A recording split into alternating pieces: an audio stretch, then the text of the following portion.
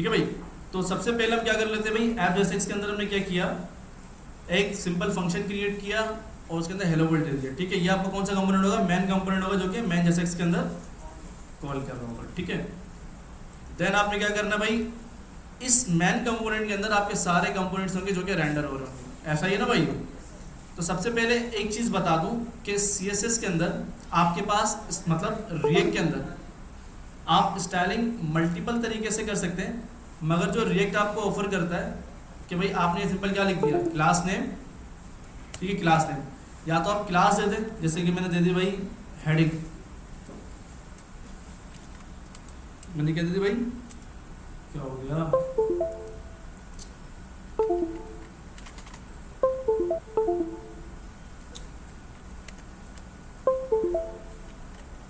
ठीक है, मैंने क्या लिख दिया हेडिंग, देन CSS में क्या कर दूंगा इसको स्टाइल। अब देखिए आप सोच रहे होंगे कि ये आपका मेन कंपोनेंट है, ठीक है, इसकी आप स्टाइलिंग इंडेक्स CSS में भी कर सकते हैं और यहाँ पर आप वही ऐप CSS बनाकर भी स्टाइल कर सकते हैं, ऐसा ही है ना भाइयों।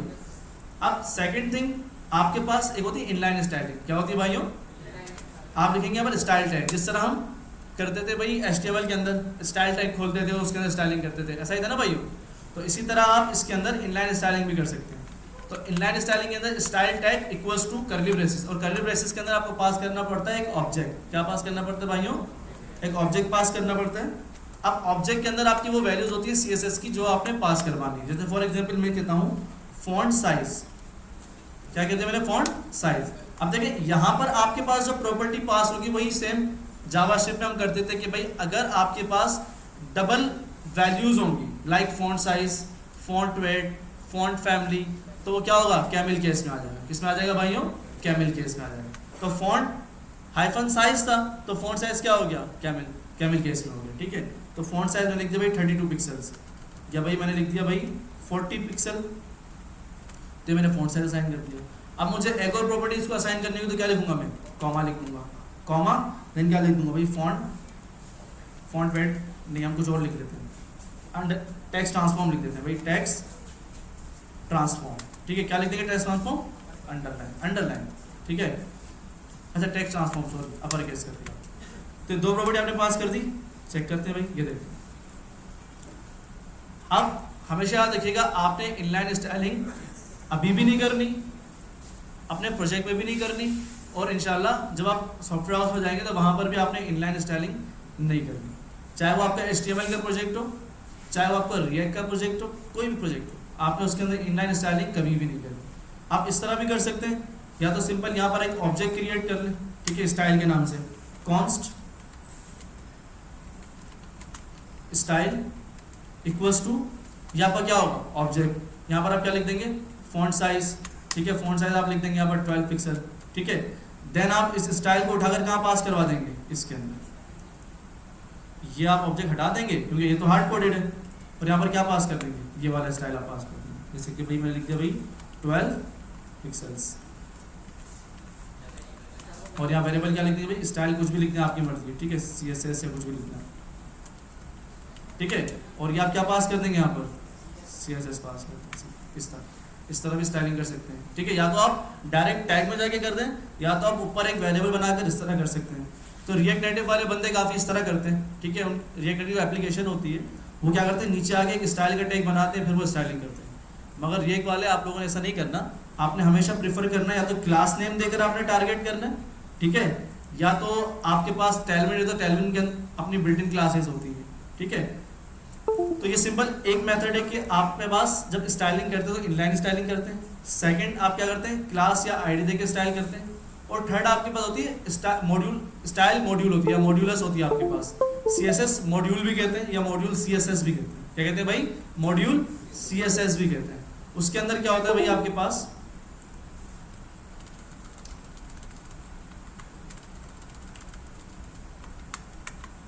ठीक है, ये मेरी क्लास नेम। अच्छा बेसिकली याद रखिएगा, जब हम HTML में थे तो वहां हम क्या करते थे, हाँ भाइयों, क्लास लिखते थे, और यहाँ पर हमने क्या लिख दिया, क्लास नेम लिख दिया। ऐसा ही है ना भाइयों। तो ये फर्क है रिएक्ट के अंदर और आपकी सिंपल HTML के अंदर। अब फॉर एग्जांपल अगर मुझे हेडिंग को स्टाइल करना है तो इंडेक्स CSS में आऊंगा, ये मेन आपके पास ग्लोबल है, मैंने लिख दिया हेडिंग क्या लिख दिया हेडिंग में भाइयों? फॉन्ट साइज 40 पिक्सल्स, ठीक है। फॉन्ट फैमिली कोई भी दे दें आप फिलहाल के लिए, ठीक है। चेक करते हैं भाई, ये आपके पास इस तरह आ गई, सही है भाई, ये आपके पास आ गई। आपने क्या किया, सिंपल क्लास दी और उसको इंडेक्स में स्टाइल कर दिया। मगर ये वैलिड तरीका नहीं है कि आप इसको कहीं पर भी क्लास दें और उसको इंडेक्स में कॉल करवा दें, ठीक है। अगर हेडर की बात होगी तो हेडर की अलग CSS बनेगी, अगर फुटर की होगी तो फुटर की अलग CSS बनेगी, इस तरह बैनर की अलग CSS बनेगी। तो इंडेक्स के अंदर सिर्फ वही CSS आएगी जो ग्लोबली आप इस्तेमाल करेंगे, जैसे फॉन्ट साइज हो गया, फॉन्ट फैमिली हो गया, कलर्स हो गए, ठीक है। जो भी आपके पास होंगे पैटर्न्स वो आप यहाँ पर इस्तेमाल करेंगे। रूट एलिमेंट होंगे आपके पास जो CSS के लिए आप इस्तेमाल करते हैं वो आप इंडेक्स CSS में इस्तेमाल करेंगे, ठीक है। अगर आपने फॉन्ट फैमिली जो हम करते थे @ ठीक है, फॉन्ट फैमिली अगर आपको याद हुई तो फॉन्ट फैमिली जो इम्बेड करेंगे वो भी आप इंडेक्स CSS के अंदर ही आके करेंगे, ठीक है भाई। तो जितनी भी आपके पास ग्लोबल चीजें होंगी वो आप किसमें लिखेंगे? index.css में लिखेंगे, याद रखिएगा। समझ आ गया भाइयों? कोई मसला तो नहीं है? ओके। तो बाकी एक और चीज बता रहा था, मॉड्यूल CSS क्या होती है भाइयों? Module CSS। अब उसके अंदर क्या होती है, आपने एक फाइल बनानी है, जैसे मैंने बना दी भाई style.module.css। अब यहाँ क्या है, सिंपल आपने क्या लिखना है, style.module.css। अब नॉर्मल CSS अगर मैं बनाऊं तो क्या होगी भाई? Simple style.css। मैं काम style.css में भी कर सकता हूं, मैं काम style.module.css में भी कर सकता हूं।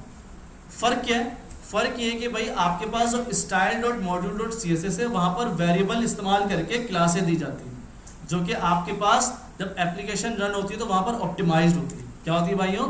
ऑप्टिमाइज्ड होती है। तो ऑप्टिमाइजेशन के लिए हम क्या इस्तेमाल करते हैं? स्टाइल या CSS मॉड्यूलस इस्तेमाल करते हैं या मॉड्यूल CSS इस्तेमाल करते हैं।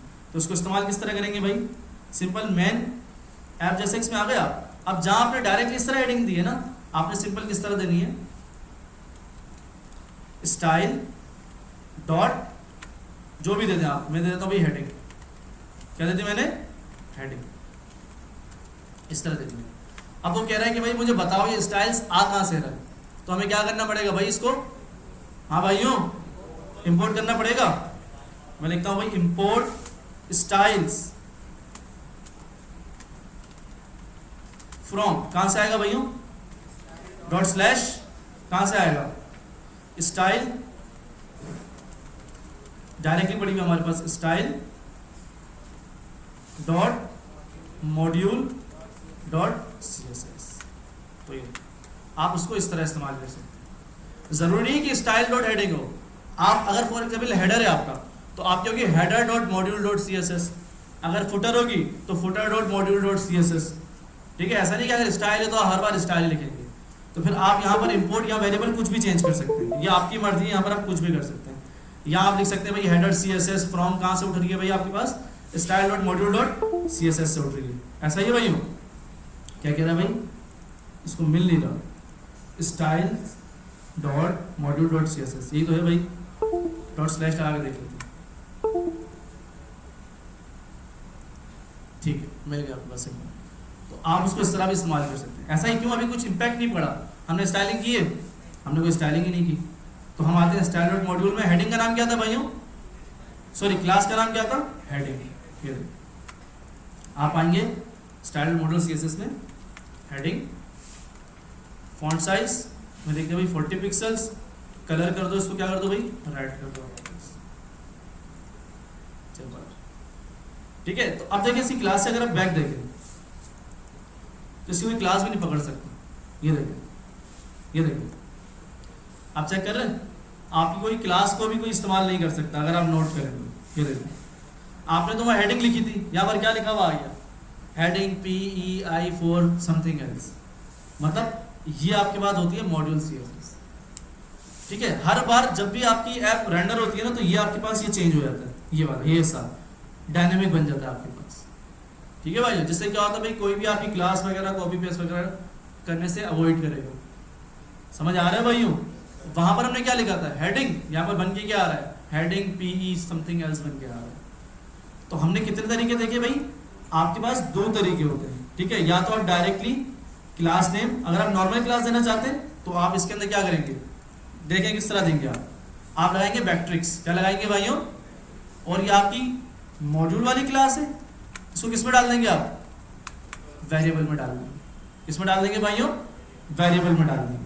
और सेकंड आपके पास अगर दूसरी क्लास आपने ऐड करनी है तो आप लिखते हैं भाई हेडिंग 2। अब ये वाली आप मॉड्यूल सीएसएस में इस्तेमाल नहीं कर सकते, याद रखिएगा, ये जो नॉर्मल क्लास है आप इसको मॉड्यूल सीएसएस में इस्तेमाल नहीं कर सकते। आप इसको कहाँ इस्तेमाल करेंगे, नॉर्मल आपकी जो स्टाइल सीएसएस है इसके अंदर इस्तेमाल करेंगे। ये फर्क होता है इसमें, समझ आ रहा है भाइयों, ऊपर से तो नहीं जा रहा, हाँ भाइयों ऊपर से जा रहा है मेरे ख्याल से, ठीक है।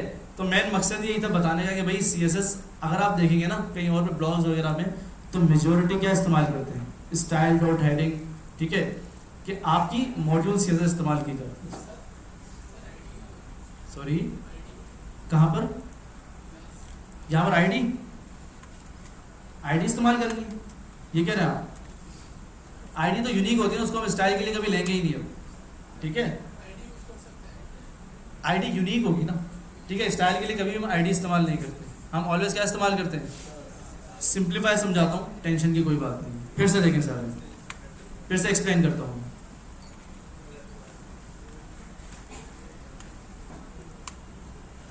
अब फॉर एग्जाम्पल देखें सारे, यहाँ पर हमारे पास ऐप जैसे हमने एक फंक्शन बना लिया, शॉर्टकट की मैंने आपको बताई थी, आपने एक एक्सटेंशन डाउनलोड करनी है जो कि कौन सी है भाइयों, रिएक्ट, ठीक है। आपने लिखना है रिएक्ट, जैसे आप रिएक्ट लिखेंगे तो यहाँ पर आपके पास मल्टीपल एक्सटेंशंस आएंगी। तो आपने भाई ये वाली कहाँ गई, ये 6 E7 थी ना, यही है, ओके, ये वाली एक्सटेंशन भी आप इंस्टॉल कर लीजिएगा। इसके बहुत सारे फायदे, पहला फायदा मैं आपको दिखाता हूँ। अब आप एरो फंक्शन खुद से लिखेंगे, ठीक है, तो इससे बेहतर है आपने लिखना है RFCE, क्या लिखेंगे भाई, RFCE। आपको पूरा फंक्शन उसने बनाकर दे दिया जो आपके कंपोनेंट का नाम होगा, ठीक है, जो भी आपने कंपोनेंट का नाम होगा। अगर जैसे मेरे कंपोनेंट का नाम है app.jsx, तो उसने मुझे क्या बनाकर दे दिया भाई, पूरा एक कंपोनेंट बनाकर रिएक्ट, ठीक है, हटा देते हैं, ठीक है। अब इसके अंदर आप कुछ भी लिख सकते हैं, मैंने लिख दिया भाई H1 हेलो वर्ल्ड, तो ये मुझे क्या शो हो रहा होगा, मेन पेज पे शो हो रहा होगा, ऐसा ही ना भाइयों। अब मुझे इसको स्टाइल करना है तो मैं क्या करूंगा, यहाँ पर एक फाइल बनाऊंगा style.css, सही है भाइयों। देन मैं क्या करूंगा, यहाँ पर बना तो ली, मुझे क्या करनी पड़ेगी, यहाँ पर इंपोर्ट करनी पड़ेगी, क्या करनी पड़ेगी भाइयों, इंपोर्ट, क्या करेंगे। अब यहाँ स्टाइल लिखने की जरूरत नहीं है, हम डायरेक्ट क्या लिखेंगे, .style.css, क्योंकि हम वेरिएबल तो इस्तेमाल करेंगे नहीं, हम डायरेक्ट CSS लिखेंगे, तो हम क्या करेंगे, डायरेक्ट उसको इंपोर्ट कर लेंगे। सही है भाइयों, समझ आ रहा है। तो आप क्या करेंगे, डायरेक्ट स्टाइलिंग करें, आप style.css में आए, आपने हेडिंग H1 को क्या दे देंगे, डायरेक्टली स्टाइल कर सकते हैं। मैंने कहा CSS H1 क्या लिख दिया, फॉन्ट साइज 60 पिक्सल कर दिया, ठीक है, बाकी स्टाइलिंग भी आप दे सकते हैं इसके अंदर। तो पहली स्टाइलिंग ये है कि अगर फॉर एग्जांपल ये तो आपके पास एक ऐप कंपोनेंट था, अब बाकी जितने कंपोनेंट बनेंगे आपके SRC में बनेंगे और उसका फोल्डर होगा कंपोनेंट, ठीक है, कंपोनेंट। हम स्टार्ट करते हैं ये बनाना, ठीक है, ये बनाना फिलहाल अभी CSS से करते हैं, फिर टेलमेंट से करेंगे, ठीक है। तो सिंपल हम इसको स्टार्ट करते हैं। सबसे पहले क्या बनाएंगे, हम हेडर बनाएंगे, क्या बनाएंगे भाइयों, हेडर बनाएंगे, तो आपको और मज़े समझ आ जाएगा। तो सबसे पहले कंपोनेंट्स में क्या लिखूंगा, एक फोल्डर बना लूंगा हेडर का, सही है भाइयों। अब हेडर के अंदर मेरे पास क्या होगा, बताएं भाइयों, कंपोनेंट होगा जिसका नाम क्या लिख सकता हूँ मैं, header.jsx। कंपोनेंट का नाम कुछ भी हो सकता है आपके पास, ठीक है। मैंने क्या लिख दिया, RFCE, तो मेरे पास क्या होगा, एक हेडर फंक्शन बन कर, सही है भाइयों। अब सबसे पहले हेडर के अंदर करना है क्या, आपने एक लोगो लगाना है और एक क्या बनाना है, एक नेव बार बनाना है। तो सिंपल आप क्या करेंगे भाई, एक डिव बना लिया आपने, ठीक है, अनदर डिव बना लिया, इस डिव को आपने एक क्लास दे दी, ठीक है, क्लास नेम क्या है आपका, हेडर रैपर, ऐसे ही भाइयों। देन यहाँ पर क्या होगा, लोगो होगा, तो हमने यहाँ क्या डाल दी, इमेज डाल दी, लोगो हम बाद में डालते हैं, ठीक है। इसको क्लास नेम लोगो रैपर। देन यहाँ पर क्या होगा, क्लास नेम क्या होगा आपका, नेव बार, सिंपल आपका क्या है भाई, नैवबार है। इसके अंदर क्या आ रहा है आपकी यूएल, एलआई, और एलआई के अंदर क्या होगा एंकर टैग। बाद में जब हम रेक राउटर पढ़ेंगे तो इसके अंदर हम रेक की राउटिंग लगाएंगे, ठीक है। तो फिलहाल हम लिख देते हैं भाई होम, देन आपके पास क्या है भाई, ठीक है, सॉरी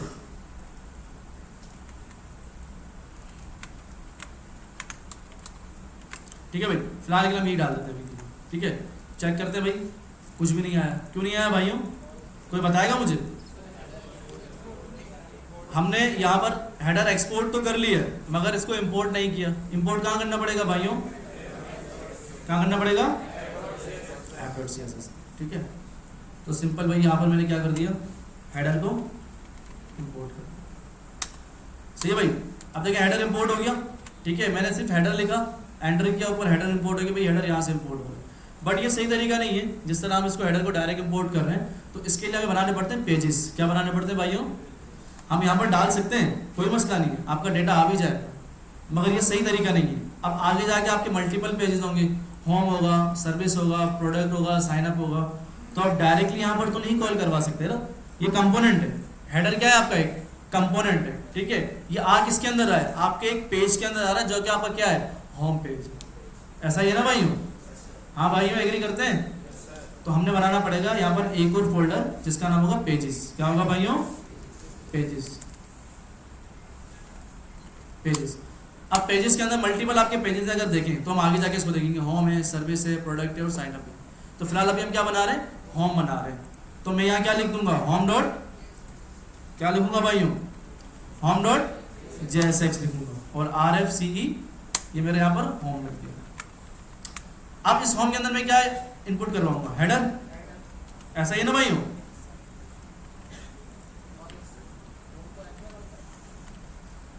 ऐसा ही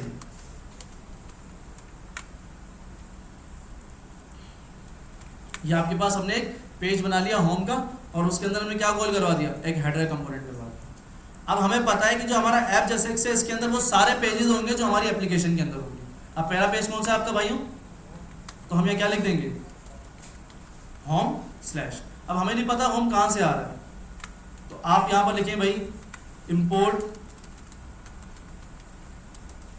इंपोर्ट क्या लिखेंगे, होम कहां से आ रहा है बताएं, फ्रॉम कहां से आ रहा है भाइयों, डॉट स्लैश कहां से आ रहा है, pages slash home dot JSX। या अगर आप ये नहीं करना चाहते तो सिंपल आप कंपोनेंट पे आएंगे, आपने क्लिक करके कंट्रोल स्पेस बार दबाना, तो आपके पास क्या आ जाएगा, पता चल जाएगा भाई कहाँ से इंपोर्ट होगा। सही है भाइयों, चेक करते हैं। ओके भाई आपके पास है, तो एक तरतीब हो गई ना। अब यहाँ पर दूसरा आपके पास अबाउट अस आ जाएगा, प्रोडक्ट्स आ जाएगा, इस तरह सबके क्या बन जाएंगे, पेजेस बन जाएंगे आपके पास। अगर आप दिखाना चाहते हैं तो फिलहाल हम क्या बना लेते हैं, पेजेस बना लेते हैं। हम लिख देते हैं भाई अबाउट, बिल्कुल ऐसा ही है, और उस पेजेस के अंदर क्या होंगे, मल्टीपल कंपोनेंट्स होंगे। सही है भाइयों, अबाउट डॉट JSX RFCE। तो मैंने यहाँ पर क्या लिख दिया भाई, H1 हेडिंग डाल के मैंने क्या लिख दिया, अबाउट अस। सिंपल हम अभी सिंपल क्या कर रहे हैं, सिर्फ लेआउट क्रिएट कर रहे हैं। सही है, तो गौर कीजिए किस तरह हम कर रहे हैं। सेकेंड पेज क्या है आपका, प्रोडक्ट्स, सॉरी अच्छा, पेजेस के अंदर फोल्डर नहीं बनेंगे, पेजेस के अंदर डायरेक्ट आपके कंपोनेंट्स बनेंगे, होम, अबाउट। अब क्या बनेगा भाइयों, products, product dot JSX RFCE और H1 यहाँ लिख दिया मैंने, क्या लिख दिया भाइयों, H1 प्रोडक्ट। अब देखिए अभी फिलहाल आपके पास क्या आ रहा है, एक नेविगेशन ही आ रहा है जो कि क्या है आपके पास, होम के अंदर कॉल किया गया हुआ हेडर है आपके पास। सही है, अब मुझे मल्टीपल पेजेस कॉल करवाने हैं ऐप JSX के अंदर। क्या कर दूंगा भाई, यहाँ पर सबसे पहले अबाउट, ठीक है, अबाउट हो गया भाई। देन आपके पास क्या आएगा भाई, प्रोडक्ट, प्रोडक्ट आ गया आपके पास। ठीक है भाई, तो ये देखें आपके पास ये आपका होम पेज, ये क्या होगा आपका अबाउट अस, और ये आपका क्या होगा, प्रोडक्ट होगा। ये अलग अलग पेजेस होंगे, बाद में जब हम रेक राउटिंग पढ़ेंगे तो क्लिक के ऊपर हम इन पेजेस को शो करवाएंगे। समझ आ रहा है भाइयों, हमने सिंपल कुछ भी नहीं किया, हमने सिंपल कंपोनेंट्स के अंदर जाकर हमने एक हेडर का कंपोनेंट बनाया, ठीक है, जो कि सिंपल ये आपके पास कंपोनेंट है। हमें पता है कि भाई जो हेडर कंपोनेंट है ये हर पेज के अंदर शो होगा, ऐसा ही ना भाइयों। तो हमने क्या बना लिया, एक पेजेस का फोल्डर बना लिया और हमने देख लिया हमारी ऐप के अंदर कितने भाई पेजेस हैं, होम, सर्विसेज, प्रोडक्ट और साइन अप, ये 3 फिलहाल है, बाद में जितने भी हों हमने अभी क्या बना लिया, होम, अबाउट और प्रोडक्ट बना लिए। क्या बनाया भाई हमने, ये रहा अबाउट, होम और प्रोडक्ट। सही है भाइयों। अब इसको कॉल कहाँ किया मैंने, आपकी मेन ऐप के अंदर, होम, अबाउट, प्रोडक्ट। समझ आ रहा है भाइयों। तो हमने क्या किया, फिलहाल इसको कमिट कर रहे हैं, प्रोडक्ट को और अबाउट को कमिट कर रहे हैं। हमारा काम किससे अभी, होम पेज से, क्योंकि हम सिर्फ लैंडिंग पेज बना रहे हैं, ऐसा ही ना भाइयों। तो हम कंट्रोल प्रेस करके अपने इस होम पेज के अंदर चले जाएंगे। ये आपका होम पेज है जो कि आपको सामने से दिख रहा होगा, ये रहा। अब ये जितने भी कंपोनेंट्स होंगे, ये वाला कंपोनेंट, ठीक है, फुटर, सॉरी ये आपका मेन पेज है, ये वाला कंपोनेंट आपका, ये वाला कंपोनेंट, सब कहाँ बन रहे होंगे, आपके इस होम पेज में कॉल हो रहे होंगे, ठीक है, क्योंकि होम पेज कहाँ कॉल हो रहा है, आपका ऐप जैसे इसके अंदर कॉल हो रहा है। समझ आ रहा है भाइयों, यहाँ तक सबको क्लियर हुआ किस तरह किया हमने। तो अब मुझे हेडर को स्टाइल करना है, क्या करना है भाइयों, हेडर को स्टाइल करना है। तो कंपोनेंट्स हेडर है, इसके अंदर मैं इसकी हेडर की ही सीएसएस बना लूंगा। क्या लिखूंगा भाई, style dot module dot CSS. आप यहाँ पर हेडर डॉट सीएसएस भी कर सकते हैं, ठीक है। आप सिंपल, सॉरी मैंने स्टाइल लिख दी, मैं क्या लिखूंगा भाई, header dot module dot CSS. एक तरीका ये कि आप मॉड्यूल सीएसएस इस्तेमाल कर लें, दूसरा तरीका क्या है आपके पास, डायरेक्ट आप क्या लिख दें, हेडर डॉट सीएसएस, आप ये भी लिख सकते हैं, ठीक है। अब मॉड्यूल सीएसएस होगी तो आपको जब भी क्लास आप कॉल करेंगे वहां पर क्या लिखना पड़ेगा, वेरिएबल डॉट क्लास का नाम, सही है। अगर आप डायरेक्ट नॉर्मल सीएसएस लिखेंगे तो आप डायरेक्ट क्लास नेम लिख दें। अब आपके ऊपर है कि आप कौन सा मेथड प्रीफर करते हैं, मैं दोनों मेथड आपको करके दिखा देता हूँ, ठीक है भाई। तो हेडर डॉट जैसे एक्स में आया, मैंने क्या किया, ऑलरेडी यहाँ पर क्या क्लास लगी हुई है, हेडर रैपर लगी हुई है, तो हमने इसको कॉपी किया, हेडर डॉट सीएसएस में आया, मैं लिख दिया भाई हेडर रैपर, सॉरी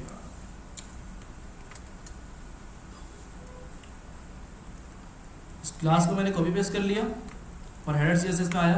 क्या लिखूंगा मैं भाइयों, क्या लिखूंगा, display flex justify content space between, फिलहाल बॉर्डर दे देते, पता चले कि भाई हेडर आ गया, बॉर्डर 1 पिक्सल सॉलिड, ये आपके पास आ, ठीक है। चेक करते हैं भाई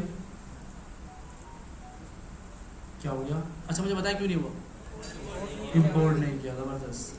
तो आप सिंपल क्या आएंगे, इस हेडर कंपोनेंट में आएंगे, आप लिखेंगे इंपोर्ट, ठीक है। जब आप अगर नॉर्मल सीएसएस पे काम कर रहे होंगे तो आप डायरेक्टली इंपोर्ट करेंगे, इंपोर्ट, ठीक है, इंपोर्ट, और डायरेक्ट क्या लिखेंगे भाई, डॉट स्लैश जो आपकी फाइल का नाम होगा, हेडर डॉट सीएसएस।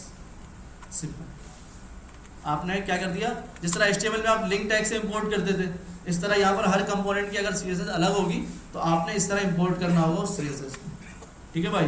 आते हैं भाई, ये देखिए आप, ये लोगो आएगा आपका यहाँ पर और ये आपका नेविगेशन आ गया, ऐसा ही भाई। तो यहाँ पर हम सिंपल क्या लिख लेते हैं, अभी इमेज को हटा के क्या लिख लेते हैं, H1 लोगो लिख लेते हैं, सही है भाई।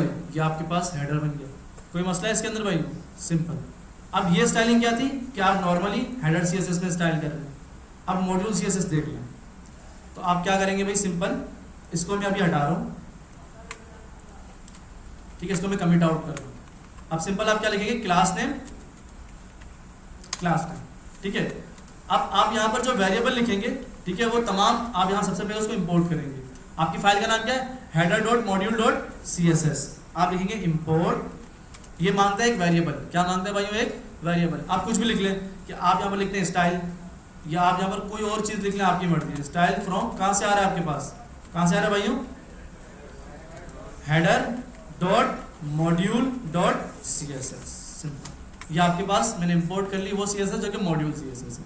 अब इसको इस्तेमाल कैसे करेंगे, मैंने सिंपल क्लास नेम के अंदर आया, मैं लिख दिया भाई जो मेरे वेरिएबल का नाम है जो मैंने इंपोर्ट किया, स्टाइल्स डॉट, क्लास का नाम कोई भी हो सकता है, क्लास रैपर, ठीक है। इसके अंदर आप हाइफन नहीं लगा सकते, तो आपने इसको इस तरह क्लास देंगे, सॉरी हेडर रैपर,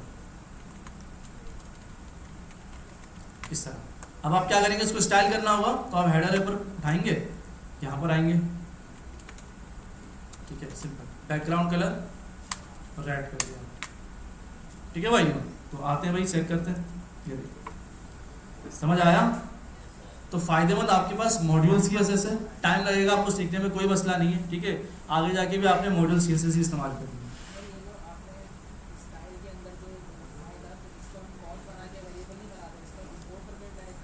कौन सा? ये हम वेरिएबल ही बना रहे हैं, हमने एक वेरिएबल बनाया जो कि हम जहाँ जहाँ क्लास इस्तेमाल करेंगे उससे पहले ही लगेगा।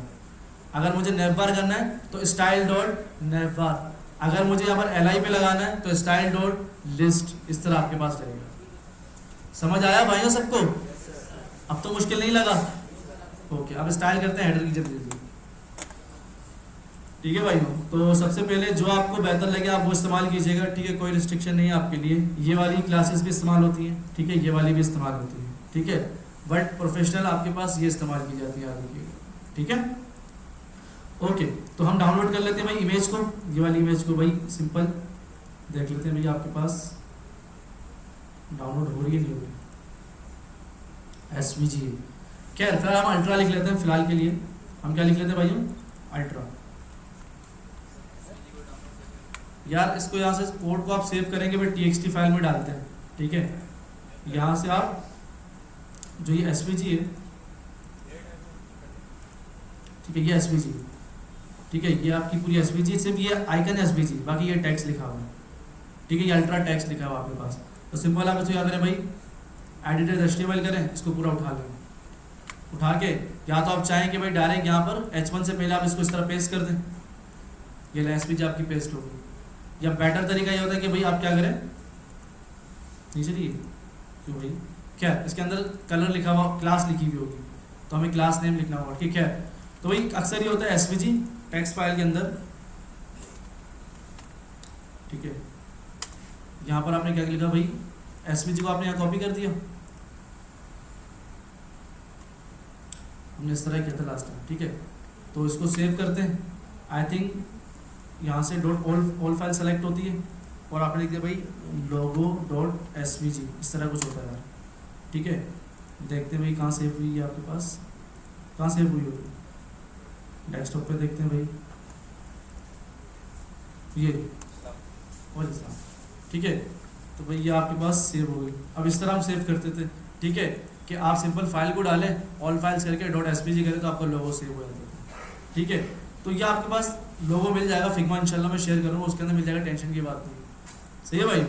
तो आपके पास सिंपल क्या है, अभी हमने सिंपल कंपोनेंट्स ब्रेकडाउन पे फोकस करना है कि हम किस तरह बना सकते हैं। HTML तो आप खुद भी लिख लेंगे, मुझे पता है, लिख लेंगे ना भाई, ये सिंपल CSS से कोई मसला ही नहीं है, इसके अंदर हेडर बना लेंगे ना भाई, सिंपल आपके पास हेडर है, या आपके पास सिंपल आपके पास कंपोनेंट्स है, ऐसा ही है, क्योंकि हमने HTML CSS बहुत डीपली पढ़ी है, अगर आपको याद हो, ऐसा ही ना भाई। ओके ओके, तो सिंपल हम क्या कर लेते हैं भाई, स्टाइल कर लेते हैं जल्दी जल्दी। मैंने क्या किया, मैंने कहा भाई हेडर रैपर लोगो रैपर, तो अब सिंपल आते हैं भाई लोगो रैपर,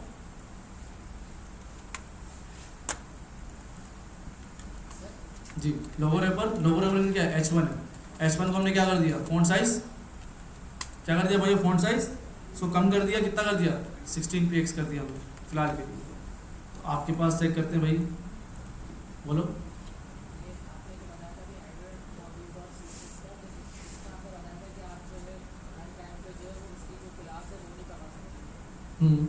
क्लास पकड़ने से मुराद ये है कि भाई आपकी हर बार क्लास चेंज हो जाती है, ऑप्टिमाइज्ड हो जाती है।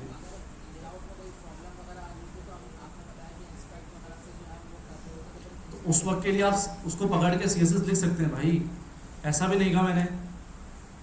अगर आपको यहाँ पर स्टाइलिंग करनी है, या हेडर रैपर पे क्लिक किया, ये आपकी CSS लग कर आ रही है, ठीक है। आप यहाँ पर कुछ भी लिखें, CSS लिखने के बाद आप सिर्फ CSS को कॉपी पेस्ट करें और वहाँ जाके पेस्ट कर दें, सिर्फ CSS तो कॉपी पेस्ट करनी है आपको, ठीक है भाई। अच्छा मुझे ये बताएं, मुझे गैप को ख़त्म करना है, मैं कहाँ पर दूंगा,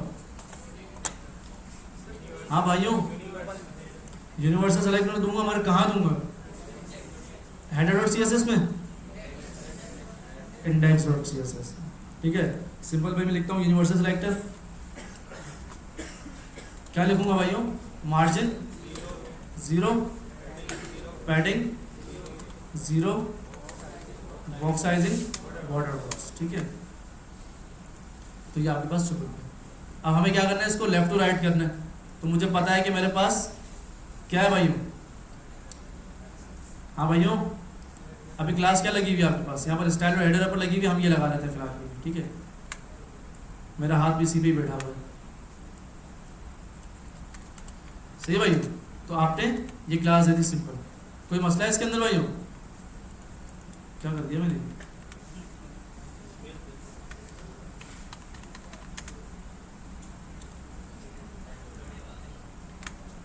ओके, सही हो गया। ये आपका डिव यहाँ बंद हो गया, ये आपका डिव यहाँ बंद हो गया, ये आपका डिव आ गया, ठीक है, सही है भाइयों। तो ये आपके पास इस तरह आप डिबग कर दिया आपने, इसको हम कर देते कमिट आउट, ठीक है भाइयों। तो हेडर है पर सिंपल, अब आते हैं हेडर सीएसएस में। तो हमने डिस्प्ले फ्लेक्स ऑलरेडी इसको दिया हुआ है, ठीक है। तो आपके पास क्या हो जाएगा, लाइन बाय लाइन आपके पास इस तरह होगा, सही है भाइयों। इसको आपने इनलाइन करना है। तो हमें पता है कि भाई क्या है, हेडर रेपर के अंदर जो आपके पास यूएल है, यूएल है, उसको क्या कर देंगे, डिस्प्ले फ्लेक्स, ठीक है। गैप दे देंगे, कितना दे देंगे भाइयों, 10 पिक्सल दे देते हैं। तो क्या हो जाएगा आपके पास, यार जी चाइल्ड मतलब हाँ हाँ, इस फाइल में कर सकते हो, इस फाइल में कर सकते हो, सिर्फ ये चीज़ इसी के लिए ही होगी, ठीक है भाई। इनका सवाल ये था कि अगर फॉर एग्जांपल मैंने डायरेक्ट यहाँ पर लिख दिया भाई यूएल डायरेक्ट लिख दिया और उसको स्टाइल कर दिया, तो अब जो ये सीएसएस है ना, किसी और कंपोनेंट में आके इस्तेमाल नहीं होगी, फुटर में नहीं हो सकती, बैनर में नहीं हो सकती, कहीं पे भी नहीं हो सकती, सही है भाई। ओके ओके, तो ये आपके पास बन गए भाई। अब सिंपल क्या देनी है, आपने पैडिंग दे देनी है। तो आप पैडिंग दे दें भाई, इसको पैडिंग 20 पिक्सल दे देते हैं फिलहाल। तो आपके पास पैडिंग आ गई, ठीक है। बैकग्राउंड कलर अगर चेंज करना है तो हमने सीखा था कि भाई अगर मुझे कलर चोरी करना है तो क्या करूँगा, यहाँ से चोरी कर लूँगा, सही है भाई। ये बैकग्राउंड कलर इसने दिया हुआ है, तो हमने इसको क्या कर लिया यहाँ से। अच्छा, सारी सीएसएस चोरी नहीं करनी, सही है, सिर्फ आपने वो चोरी करनी है जो आपके काम की है, ठीक है। बैकग्राउंड कलर उठा लिया यहाँ से आपने।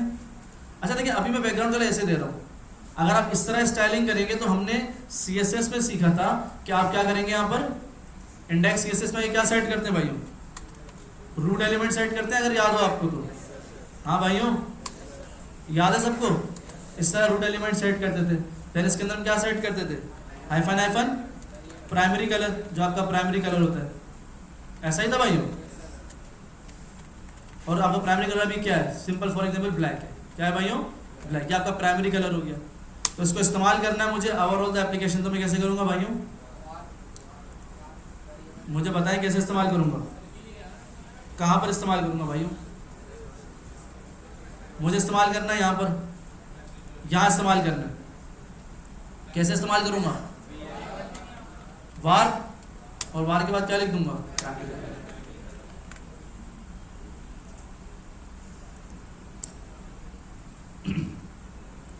सही हो गया आपके पास।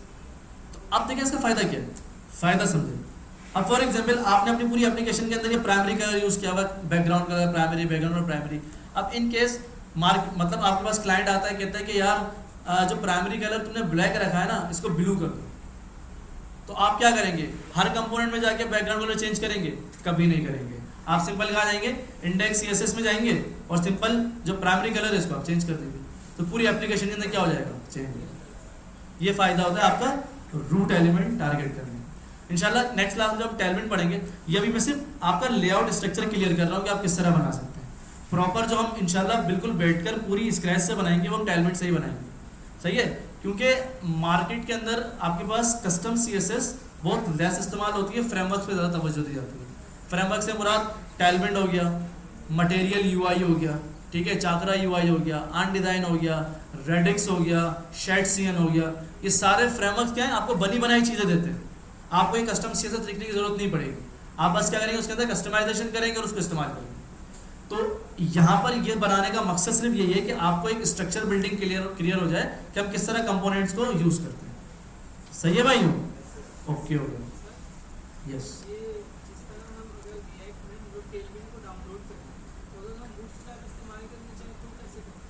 Same npm install bootstrap react bootstrap.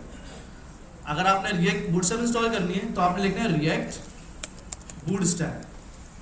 ठीक है, याद रखिएगा हम HTML CSS में क्या करते थे, लिंक करते थे। कोई भी थर्ड पार्टी आपको इस्तेमाल करनी हो, चाहे वो फॉन्ट ऑसम हो, चाहे वो आपके पास बूटस्ट्रैप हो, या आपके पास कोई एनिमेशन लाइब्रेरी हो, बट यहाँ पर आपके पास कोई भी थर्ड पार्टी पैकेज इस्तेमाल करेंगे तो वहाँ पर आपको npm इंस्टॉल करना पड़ेगा। npm install font awesome, npm install bootstrap, npm install animate CSS, इस तरह आपको करना पड़ता है, क्योंकि यहाँ पर लिंकिंग नहीं होती, यहाँ पर पैकेजेस इंस्टॉल किए जाते हैं। ठीक है भाई, उसके लिए भी आपको npm इंस्टॉल करना पड़ेगा। जी जी, सबका सबका स्लिक के लिए भी है, स्वैपर के लिए, सबके लिए आपके पास लाइब्रेरी मौजूद है। ठीक है, आप जाएंगे, अगर आपने बूटस्ट्रैप इंस्टॉल करनी है तो आपने गेट स्टार्टेड करना है, ये देखें यहाँ पर दी हुई है npm इंस्टॉल रिएक्ट बूटस्ट्रैप, फिर इसकी CSS जो होगी ना, ये आपके पास ये वाली, ये आपको उठाकर बस इंपोर्ट करनी है इंडेक्स CSS में, या आप इंडेक्स CSS में कर दें, या आप ये लिंक उठाकर index.html में डाल दें, तो आपकी बूटस्ट्रैप कॉन्फ़िगर हो जाएगी। टेंशन नहीं ले, ठीक है, आसान है, हम कर लेंगे, कोई मसला नहीं। सही है, एक सेशन रखेंगे कि how to use and how to configure the multiple frameworks in one class. सही है, तो आते हैं भाई अपनी टूटी फूटी वेबसाइट के ऊपर। ठीक है, कलर चेंज कर लेते हैं फिलहाल के लिए। कलर क्या करूँगा भाई, मैं हेडर CSS में आया, मैंने भाई UL को कर दिया, UL के हेडर है पर UL के LI को क्या कर दिया, कलर वाइट कर दिया। ठीक है, देन H1 को भी क्या कर दिया हमने, कलर वाइट। सही भाई, तो ये आपके पास सिंपल आपके पास एक बन गया। अच्छा, ये LI क्यों नहीं हुए, तो हमने क्या लिखना है, एंकर टैग। LI के अंदर क्या है भाई, आपके एंकर टैग है। अब मुझे डॉट्स हटाने क्या करूँगा भाइयों में, लिस्ट स्टाइल टाइप, कहाँ CSS पढ़ा रहा हूँ। ठीक है, ये आपके हेडर है। अंडरलाइन हटानी क्या करूँगा भाई, टेक्स्ट डेकोरेशन ना होगा। ठीक है, देखिए रिएक्ट के अंदर सीधी HTML और कुछ भी नहीं है। ये सिंपल आपका हेडर बन गया, इसको खूबसूरत आप लोग बनाएंगे। सही है, अब आते हैं नेक्स्ट इस कंपोनेंट के ऊपर। इस कंपोनेंट में क्या है, सिंपल आपके पास लेफ्ट साइड पे टेक्स्ट है और राइट साइड के ऊपर आपके पास इमेज है।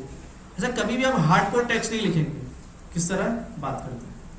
अब ये आपके पास कौन सा सेक्शन है, ये देखिए, ये आपके पास कलर बैनर है, इसके ऊपर कलर नहीं है, ऐसा ही है, इसके ऊपर कलर है बैकग्राउंड पे, इसके ऊपर भी कलर है, तो आपका सेम कंपोनेंट है। तो आप सोचेंगे यार इस कंपोनेंट का नाम क्या रखा जाए, ऐसा ही है ना भाइयों। तो आप देखिए इसका कलर हुआ हुआ है, तो आप सोचें, आप ये नहीं रखिएगा कि भाई colour banner, non colour banner, ऐसा नहीं रखना है। अगर आपको कंपोनेंट का नाम नहीं आता, आप अपने अल्फाज देखिए भाई colour banner please convert into the professional component name. ChatGPT को बोलेंगे, वो आपको एक प्रोफेशनल नाम देगा, वो आप अपने कंपोनेंट का नाम रखिए, इस तरह कीजिएगा। सही है, अपने आप से कंपोनेंट रखिएगा, नेमिंग कन्वेंशन मैटर करती है आपकी एप्लीकेशन की। तो अब फॉर एग्जाम्पल यहाँ पर क्या है, स्टाइल्ड बैनर है, क्या है आपका, स्टाइल्ड बैनर। तो हम आते हैं भाई कंपोनेंट्स के अंदर, इसको बंद करते हैं। कंपोनेंट्स के अंदर हमने क्या किया भाई, कंपोनेंट्स में ही है ना, नहीं है हेडर में, ओके सॉरी, ओके। तो आपने क्या बना दिया, स्टाइल्ड बैनर, ये आपका स्टाइल्ड बैनर बन गया। इसके अंदर आपने क्या लिख दिया भाई, एक कंपोनेंट बना लिया, styled banner dot JSX RFCE, ये आपका बैनर बन गया। ऐसा ही भाइयों। अब यहाँ पर क्या है आपके पास, एक साइड पे टेक्स्ट है और एक साइड पे क्या है, इमेज है। अच्छा, इमेज को किस तरह इस्तेमाल करेंगे, सिंपल, हम यहाँ पर आते हैं, हमने सेव इमेजेस किया और हम अपने प्रोजेक्ट में क्या कर लेते हैं, डाउनलोड कर लेते हैं। ठीक है, कहाँ है भाई, SMIT 11, देन किस में आएंगे भैया, रिएक्ट में थे, तो न्यू फोल्डर किसमें खुला था, पता नहीं कहाँ पड़ा हुआ था, शायद बाहर पड़ा हुआ था। ये अक्सर मसला होता है। खैर अब मिल गया था, खैर हम डाउनलोड कर लेते हैं। ठीक है, लंबी कर रहे हैं, सिंपल यहाँ पर जाते हैं। ठीक है, यहाँ से हम क्या उठा लेते हैं भाई, इमेज को यहाँ से कॉपी करते हैं और अपने VS कोड में आते हैं और पब्लिक के अंदर क्या बनाएंगे भाई, वहाँ पे एक फोल्डर बनाएंगे। किसका फोल्डर बनाएंगे, एसेट्स का। और एसेट्स के अंदर किसका फोल्डर बनाएंगे भाई, आप लोग इमेजेस का, जो कि हम करते हुए आ रहे हैं। ऐसा ही ना भाई, इमेजेस आगे जाके भी आपने यही फॉलो करना है। और इमेजेस के अंदर आके आपने क्या कर दिया, पेस्ट कर दिया। यस, वो हम डिलीट कर देंगे, उसकी ज़रूरत नहीं है, बना सकते हैं, मगर उसके अंदर क्या मसला होगा, आप सबसे पहले करेंगे dot src dot assets dot images.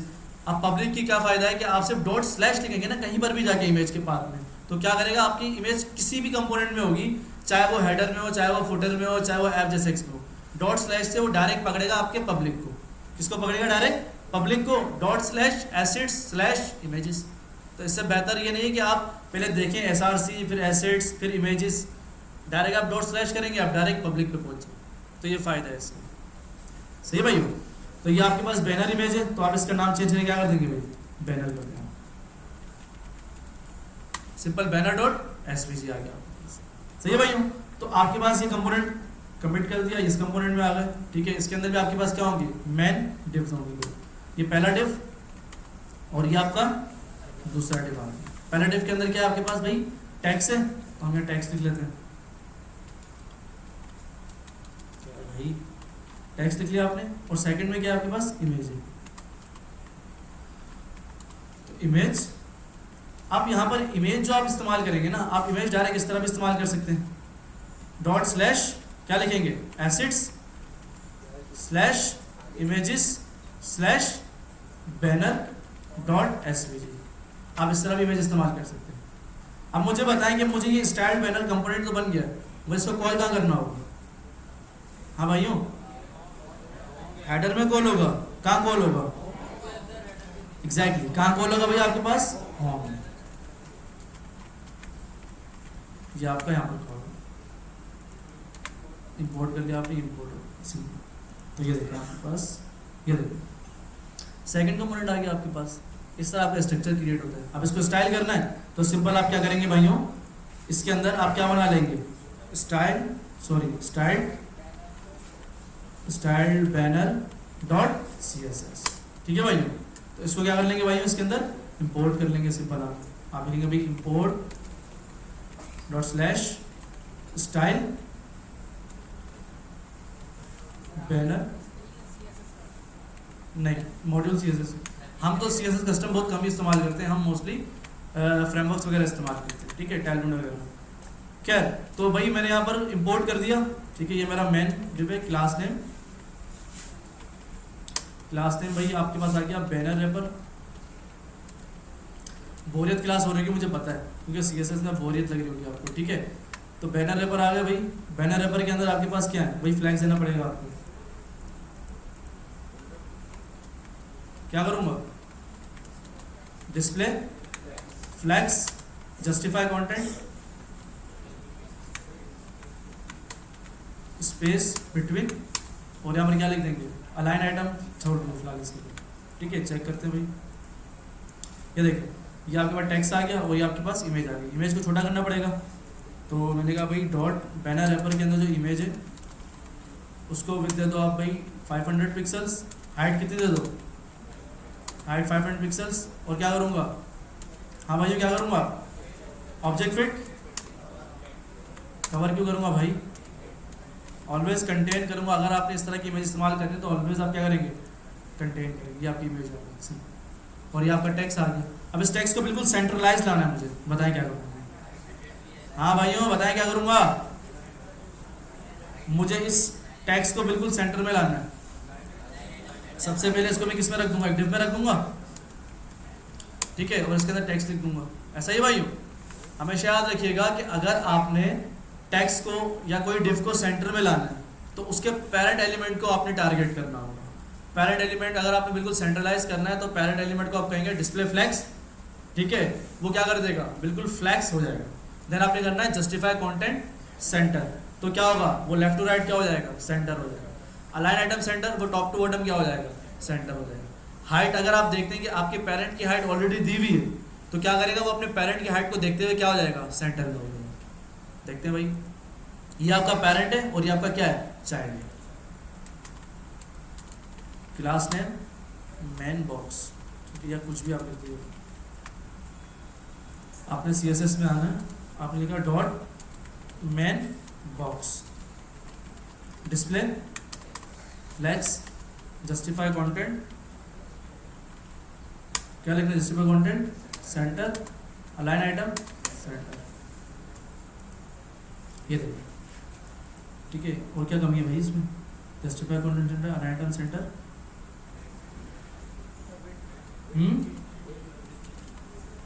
With की जरूरत ही नहीं है। हाइट अगर हम इसको देते हैं भाई, पेरेंट को देते हैं, क्या अगर मैं टेक्स्ट अलाइन सेंटर करता हूँ, टेक्स्ट अलाइन सेंटर, क्या मसला है भाई, चेक करते हैं, ठीक है। बैनर पेपर आपके पास, बैनर पेपर क्या, अच्छा हाँ विद नहीं दी, यू आर राइट, सही है भाई, क्या देनी है हमें, ठीक है। डिस्प्ले फ्लैक्स तो हो गया, मगर इसको भी विद दी हुई और इसको भी विद नहीं दी हुई, तो हम इसको मेन बॉक्स को विद दे देते, कितनी दे दें, हाँ भाइयों विद दे देते हैं भाई इसको 50%, ठीक है। सेंटर में हो गया, सही है भाइयों, प्रॉपर सेंटर में हो गया आपके पास। अब इसके अंदर आपने क्या इस्तेमाल करना है भाइयों, ये टैक्स वगैरह इस्तेमाल करना है, ये वाला सारा। आप नोट कीजिएगा, कभी भी ये जो आपका टैक्स होगा ना, आप डायनेमिक नहीं लिखेंगे। जैसे फॉर एग्जांपल मैंने यहाँ लिख दिया पी टैग, ठीक है। पी टैग के अंदर पहली हेडिंग कौन सी है आपकी, मार्केटिंग एजेंसी, ये आपने उठाकर यहाँ पेस्ट कर दी। देन आपके पास क्या है, लीड जनरेशन स्पेशलिस्ट, यहाँ पे क्या लिख दिया H1 और इसमें आपने ये वाली टेक्स्ट डाल दिया। देन आपके पास क्या है, एक और पैराग्राफ टैग है, आपने इसमें आप सही है, तो चेक करते हैं भाई, ये देखिए आपके पास कुछ इस तरह आ गया, ठीक है। टेक्स्ट हमने टेक्स्ट सेंटर दिया हुआ है,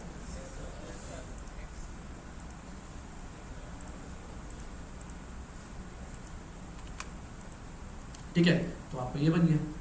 अब नोट करने की बात ये है कि जो आपका टैक्स आ रहा है ना, आपने तो इसको डायरेक्टली वहां से डायनेमिक उठा के डाल दिया। इन केस आपकी जब वेबसाइट बहुत बड़ी हो जाएगी, मल्टीपल कंपोनेंट्स होंगे, तो आपको पता नहीं होगा भाई ये कंपोनेंट कहाँ पर, ये कंपोनेंट कहाँ पर है, मगर आपको एक चीज़ पता होगी कि मैंने एक फाइल बनाई थी, उसके अंदर सारा डमी कंटेंट सेव करवाया था और वहाँ से मैंने एक्सेस किया था ये सारा कंटेंट। तो जब कभी भी आपने स्टैटिक कंटेंट डालना होगा, फिर सुन लें, जब कभी भी किसी भी बैनर का आपने स्टैटिक कंटेंट डालना होगा, तो आप सिंपल उसको एक ऑब्जेक्ट में रैप कर देंगे। क्या बना देंगे, उसका एक ऑब्जेक्ट बना देंगे। कैसे बनाएंगे, चेक करते हैं। जब कभी भी आपने डमी कंटेंट बनाना होगा, तो आप वहाँ पर बनाएंगे एक फोल्डर यूटिल्स का। क्या बनाएंगे भाइयों, यूटिल्स का। यूटिल्स के अंदर तमाम वो फंक्शंस होंगे, वो तमाम कोड होगा जो स्टैटिक आप इस्तेमाल कर रहे होंगे, ठीक है। तो यूटिल्स के अंदर एक और फोल्डर बनाएंगे कांस्टेंट का। किसका बनाएंगे भाइयों, कांस्टेंट का मतलब वो चीज़ें जो कभी चेंज नहीं होंगी, क्योंकि स्टैटिक कभी चेंज नहीं होता फॉर द टाइम बिंग, बाद में आप उसको अपडेट कर सकते हैं, ठीक है, आपकी मर्जी है। अब हम किसकी बात कर रहे हैं भाई, बैनर की बात कर रहे हैं। किसकी बात कर रहे हैं भाइयों, सिंपल आपने कांस्टेंट में आना है और आपने यहाँ पर लिखना है बैनर डॉट जेएस। क्या लिखना है भाइयों, बैनर डॉट। आप हार्ड कोड भी लिख सकते हैं, कोई मसला नहीं है, आप इस तरह हार्ड कोड भी लिख सकते हैं, कोई मसला नहीं है। मगर प्रोफेशनल क्या तरीका है कि भाई आप उसका एक ऑब्जेक्ट बना लो और आराम से ऑब्जेक्ट के जरिए उसके साथ आप खेलो। तो सबसे पहले आपकी क्या है, एक सब टाइटल है आपका, क्या है भाइयों, ये आपका सब टाइटल है ना। तो आप सिंपल यहाँ पर आए, आपने लिख दिया const banner text equals to, आपने क्या बना लिया एक, मुझे बताएं ऑब्जेक्ट का सिंटैक्स क्या है। हाँ भाइयों, हाँ भाई तुम बताओ सबसे लास्ट वाले, मुझे सब टाइटल यहाँ पर लिखना है, क्या करूँगा, फेजी। हाँ भाई बताओ बताओ की बताओ किस तरह लिखूंगा मैं, सब क्या लिखूंगा, टाइटल, ऐसा ही ना भाइयों, सब टाइटल, और उसकी वैल्यू क्या होगी, जो आपका टैक्स है, जो कि डमी वेबसाइट से आपने उठाकर डालना है, जो कि आपका होगा ये रहा मार्केटिंग एजेंसी, आपने यहाँ पर डाल दी। देन आपने क्या करना है, comma second value main heading, या आप हेडिंग लिख दें, यही है ना भाई। देन क्या होगी, आप ये उठा लेंगे,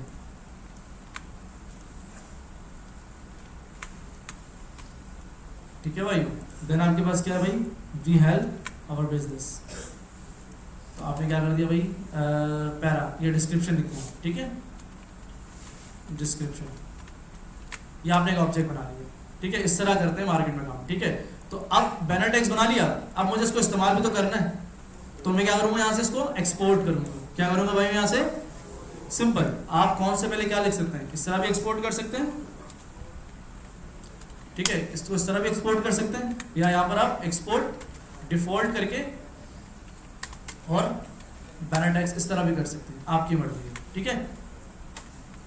तो अब मुझे इसको इस्तेमाल कहाँ करना है भाई, कहाँ करना है, कहाँ पर है, कहाँ पर है, components, style banner, style dot JSX में मैं यहाँ क्या करूँगा, हाँ भाई क्या करूँगा, इंपोर्ट करूँ, इंपोर्ट, क्या इंपोर्ट करूँगा है, अच्छा इन केस समझे कि भाई ये जो मेरा कंपोनेंट है ना, ये ग्लोबल कंपोनेंट है, हर बार मैं इसको इस्तेमाल करूँगा, क्या करूँगा भाई, हर बार इसको इस्तेमाल करूँगा। अब इसको मैंने कॉल कहाँ की है, कहाँ किया भाइयों, कॉल कहाँ किया मैंने इसको, हेडर बैनर को,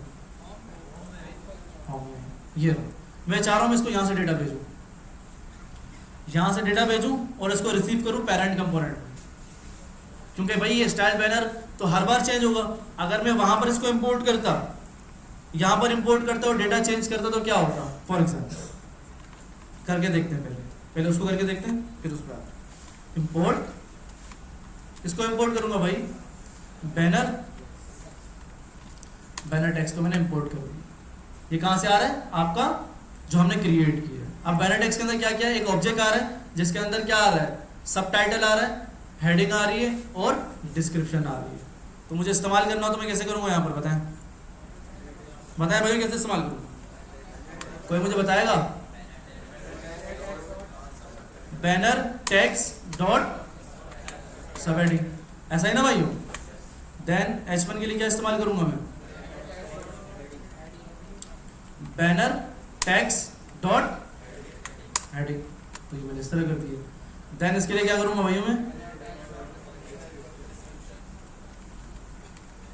बैनर टेक्स्ट डॉट डिस्क्रिप्शन, तो आप इस तरह भी कर सकते हैं इसको, ये आपके पास सेम रिजल्ट है।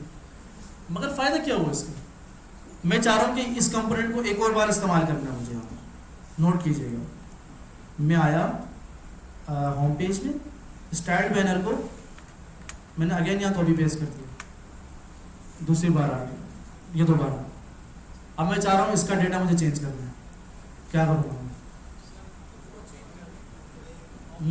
ऑब्जेक्ट चेंज कर दूँ, चलिए मैं ऑब्जेक्ट चेंज कर देता हूँ, समझे, ये ऑब्जेक्ट चेंज हो गया और यहाँ पर डेटा फिर से चेंज करूँगा, फिर वापस ये क्या होगा, ये वाला डेटा फिर चेंज हो जाएगा, ऐसा ही है ना भाई, दोनों डेटा चेंज हो जाएंगे, एग्री करते हैं इस बात से कि अगर मैं वहाँ डेटा चेंज करूँगा यहाँ भी चेंज हो जाएगा।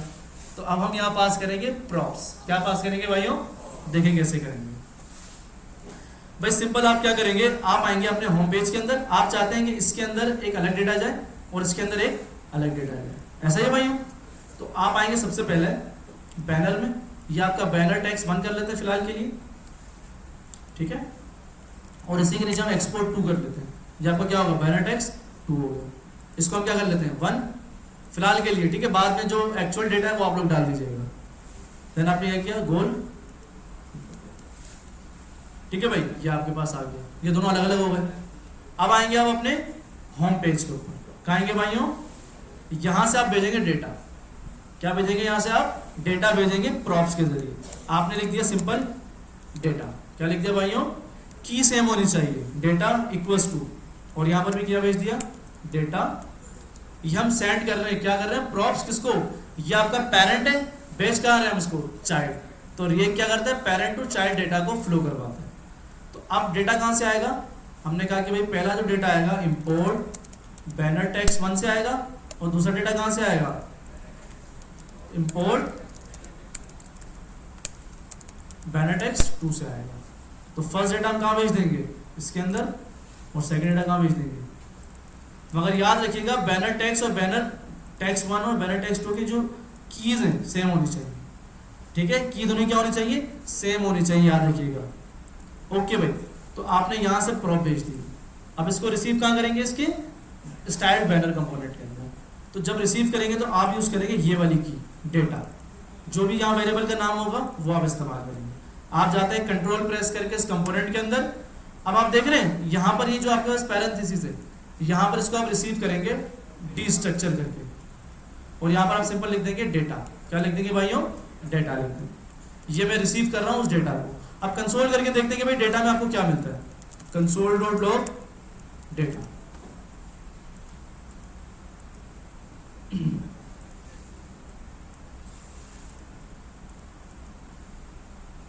क्या कह रहा है भाई? Utils export banner not default export. क्यों भाई? हम आते हैं भाई यहाँ पर बैनर में एक्सपोर्ट,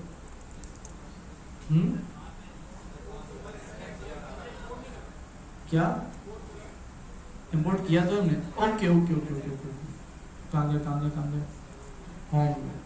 ठीक है भाई, ये आपके पास एक्सपोर्ट इस तरह है ना। अच्छा एक मिनट पहले इसको हम एक्सपोर्ट करके देखते हैं फिलहाल। ठीक है, इसको हम यहाँ से हटा रहे हैं, कमिट कर रहे हैं फिलहाल। ठीक है, चेक करते हैं भाई आपके पास। रिफ्रेश किया, क्या कह रहा है? स्टार्ट, ओके ये वाला।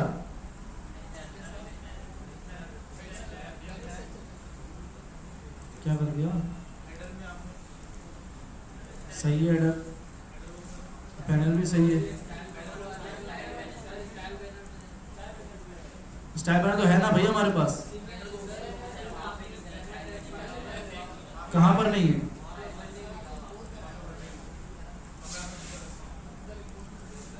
क्या इंपोर्ट करवाऊं? किया तो है भाई, इसकी जरूरत ही नहीं है हमें, इसकी जरूरत ही नहीं है हमें, इसकी जरूरत ही नहीं है ना हमें। इसको हम कमिट कर देते हैं फिलहाल के लिए। सही है भाई? सही किया मैंने? अच्छा देखें, फिर से देखें, मैं भी कंफ्यूज हो गया था। रुक जाओ। सबसे पहले एरर रीड करते हैं, एरर क्या आ रहा है। कह रहा है कि भाई आपकी जो स्टाइल बैनर जैसे है उसके अंदर आपके पास ये समथिंग है, ये नहीं है। तो कहाँ पर है भाई? Style banner. हम आते हैं स्टाइल बैनर में। ठीक है, आपके पास ये बैनर टेक्स्ट है ही नहीं, क्योंकि हमने क्या कर दिया भाइयों? डेटा चेंज कर दिया है, बैनर टेक्स्ट पर बैनर टेक्स्ट 2 कर दिया है। ऐसा ही ना भाइयों? तो सबसे पहले हमें इसको यहाँ से क्या करना पड़ेगा? रिमूव, और यहाँ जो हमने इस्तेमाल किया इसको भी हम क्या कर लेते हैं? कमिट कर लेते हैं। ऐसा ही ना भाइयों? क्योंकि जब हमने बैनर हटा दिया तो इसकी भी जरूरत नहीं है हमें। ऐसा ही है ना भाइयों? अब चेक करते हैं भाई, कोई एरर आ रहा है आपके पास? कोई एरर नहीं आ रहा। ठीक है, अब हम सिंपल हम जो अपना काम कर रहे थे, हमने क्या किया था?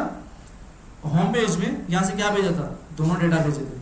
ठीक है, इसको भी हम क्या कर लेते हैं? इंपोर्ट कर लेते हैं। ऐसा ही है भाइयों? अब हम आते हैं अपने इस चाइल्ड कंपोनेंट के अंदर, और यहाँ हम क्या कर लेते हैं? उसको रिसीव कर लेते हैं। किसको रिसीव करेंगे? डेटा को, जो कि हमारी की है। और हम क्या कर लेते हैं? Console dot log data. Check करो, सही है भाइयों? अच्छा, 2 बार क्यों रेंडर हो रहा है? क्योंकि आपकी एप्लीकेशन स्ट्रिक्ट मोड में, किसमें भाइयों? Strict mode. अब स्ट्रिक्ट मोड क्या आपके पास? जो मैन जैसे है ये रहा स्ट्रिक्ट मोड। इसकी वजह से अगर मैं इसको बंद कर देता हूं तो आपके पास क्या होगा? देखिए सिंपल, एक बार डेटा है। स्ट्रिक्ट मोड क्या होता है? जरूरी होता है कि आपकी एप्लीकेशन के एरर्स चेक कर रहा होता है। तो ये देखें, ये सब टाइटल अलग आ रहा है, ये 1 आ रहा है, ये 2 आ रहा है। देखें, जब मैंने वहां डेटा रिसीव किया, सिर्फ डेटा कंसोल किया, तो हमने उस बैनर के अंदर कितने डेटा पास किए थे? 2 किए थे, जो क्या थे? अलग अलग। समझ आ रहा है भाई? अब सिंपल मैं की कॉल करवाऊंगा, तो जब मैं अगर बैनर 1 को कॉल करवाऊंगा तो मेरा ये टेक्स्ट जाएगा, जब मैं बैनर 2 को कॉल करवाऊंगा तो मेरा ये टेक्स्ट जाएगा। देखें किस तरह आप आएंगे ऐप जैसे, सॉरी होम के अंदर आएंगे, ये आपका स्टाइल कंपोनेंट, सिंपल ये आपके पास डेटा था। अब सिंपल आप क्या कर देंगे? आपकी data dot subtitle, data dot heading, data dot description. बस समझ आ रहा है? डेटा के अंदर आपको क्या मिल रहा है? पूरा एक ऑब्जेक्ट मिल रहा है, जिसके अंदर क्या की मिल रही है? सबटाइटल, हेडिंग और डिस्क्रिप्शन। तो data dot subtitle, data dot heading, data dot description. कोई मसला है इसके अंदर? अब अगर मैं पीछे आता हूँ होम पेज के ऊपर, तो जो ये स्टाइल है, इसके अंदर डेटा क्या मिल रहा होगा? बैनर टेक्स्ट का डेटा मिल रहा होगा। तो इसके अंदर सेट क्या होगा? बैनर टेक्स्ट का डेटा सेट होगा। ऐसा ही भाई? देन अगेन मैंने इसको कॉल किया, इसके अंदर डेटा क्या जा रहा है? बैनर टेक्स्ट 2 जा रहा है। तो इसके अंदर डेटा सेट क्या होगा? बैनर टेक्स्ट 2 सेट होगा। चेक करते हैं भाई, ये देखिए सिंपल आपके पास, और यहाँ पर क्या आ गया? 1 आ गया। देखिए एक ही कंपोनेंट है, अब मैं इसको मल्टीपल टाइम इस्तेमाल कर सकता हूँ। तो ये प्रॉप्स के जरिए आप कर सकते हैं। समझ आ रहा है भाई किस लिए प्रॉप इस्तेमाल होता है? हाँ भाइयों, अब एक और कंपोनेंट है इसके अंदर, ये वाला, ठीक है। उसके अंदर आपको क्लियर हो गया। अब मुझे ये बताएं कि मैं इसको किस तरह बनाऊं, अवर सर्विसेज। फिर ये हम कंप्लीट करके क्लास एंड करेंगे, ठीक है। फिर इंशाल्लाह ये वाला सेम स्ट्रक्चर जब आपके प्रॉप्स क्लियर हो जाएंगे तो हम उसको टैलमेंट से बनाएंगे, ठीक है भाई। तो मुझे बताएं मैं इसको किस तरह बना सकता हूँ, अपने रिव्यू शेयर करें। ये आपका एक कंपोनेंट होगा कार्ड का, एक कार्ड कंपोनेंट होगा आपका, जिसके अंदर आपके ऑब्जेक्ट का डेटा कितना बनेगा, 3 बनेगा। पहला क्या होगा, starter pack, gold rush, diamond king. फिर आप इसके ऊपर क्या चलाएंगे, मैप चलाएंगे। क्या चलाएंगे भाइयों, आप मैप चलाएंगे। कैसे करेंगे, सबसे पहले हम ये सिंपल एक कार्ड बना लेते हैं, जल्दी जल्दी में नॉर्मल कार्ड बनाते हैं, सही है। तो आपने जाना है कहाँ पर, कंपोनेंट्स में। कहाँ जाएंगे भाइयों, कंपोनेंट्स में, और एक फोल्डर बनाएंगे कॉमन के नाम से। किसके नाम से बनाएंगे, कॉमन। मतलब ये वो कंपोनेंट होंगे जो कॉमन होंगे, आपका बटन, आपके कार्ड्स, आपकी लिस्ट, ठीक है, सारे कॉमन होंगे आपके पास। तो इसके अंदर आप एक फोल्डर बना लें, क्या है, कार्ड। क्या है भाइयों, एक कार्ड। कार्ड के अंदर क्या बनाएंगे, एक फाइल बनाएंगे, कार्ड डॉट क्या बना लेंगे भाइयों, JSX बना लेंगे। RFCE सिंपल आपके पास यहाँ पर H1 डाल देता हूँ, ठीक है। मैं स्टाइल नहीं कर रहा, सिंपल लिख रहा हूँ, ठीक है। ये आपका होगा H1 कार्ड 1। क्या होगा आपका, कार्ड 1, ठीक है। टेक्स्ट डाल देते हैं, मसला नहीं है। ये आपका स्टार्टर पे, ये आपकी प्राइस है, ठीक है। तो हम यहाँ डाल देते हैं, पैराग्राफ टाइप में डाल देते हैं भाई, कार्ड प्राइस 1, सही है भाई। एक और P डाल देते हैं, कार्ड लॉरेंस डाल देते हैं, ठीक है। समझिए हमारा एक कार्ड बन चुका है, क्लियर है भाई। ये सिंपल हमने एक कंपोनेंट बना लिया कार्ड का, जो कि हम इस्तेमाल करेंगे इसको कहाँ पर, एक और हमने क्या बना लिया, एक हेडर है, एक स्टाइल बैनर है, और इसके अंदर एक और मेन कंपोनेंट क्या बनेगा भैया, आपका सर्विसेज। अवर सर्विसेज है ना भाइयों। ये क्या था, आपका हेडर था, ये क्या था, आपका बैनर सेक्शन था, और ये आपका क्या बनेगा भाइयों, सर्विसेज सेक्शन बनेगा। ऐसा ही है भाइयों, एग्री करते हैं। तो आप क्या करेंगे भाई, आप कंपोनेंट्स के अंदर एक और फोल्डर बना लेंगे, जो कि क्या होगा आपका, सर्विसेज। और सर्विसेज के अंदर क्या होगी आपकी, services.jsx। इसके अंदर स्टाइलिंग वगैरह आप देंगे तो आप दे दीजिएगा, क्योंकि इसके मेन कंपोनेंट भी स्टाइल हो गया। क्यों, क्योंकि आपके पास ये बैकग्राउंड कलर वगैरह होगा, सही है, पैडिंग वगैरह होगी। ये हेडिंग भी आप कहाँ देंगे, इसी कंपोनेंट के अंदर देंगे। आप यहाँ लिख देंगे भाई H1, और क्या लिख देंगे यहाँ पर, अवर सर्विसेज। तो जिस तरह आपकी पूरी एप्लीकेशन में हेडिंग्स होंगी ना, सारी जितनी भी हेडिंग्स हो, तो उसका भी आप क्या बना लेंगे, ऑब्जेक्ट बना लेंगे। बैनर में आके यहाँ पर बना लेंगे heading.js।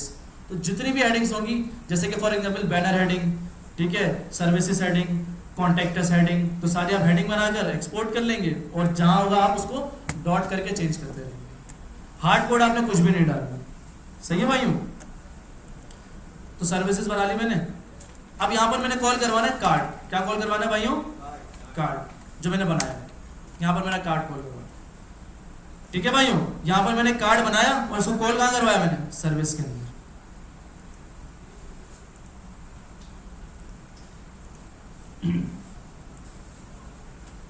क्या हुआ, नहीं आया? अच्छा, क्यों नहीं आया भाइयों? क्योंकि होम पेज के अंदर हमने क्या कॉल नहीं किया, कोई बताएगा? हमने क्या कॉल नहीं की भाइयों, सर्विसेज कॉल।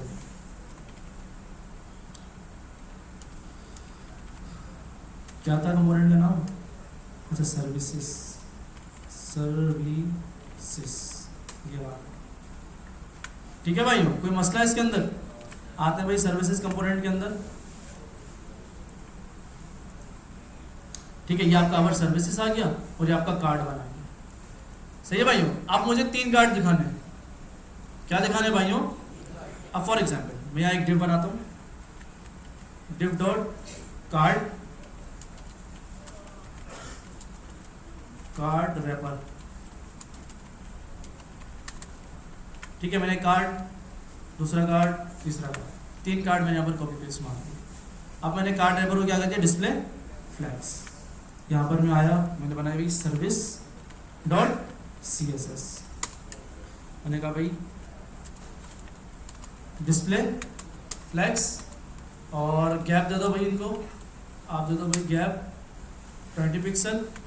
और कार्ड रैपर के अंदर जितने कार्ड्स हैं, अब इसको हम ऊपर स्टाइल करेंगे कार्ड को, ठीक है, उसको भी फिलहाल।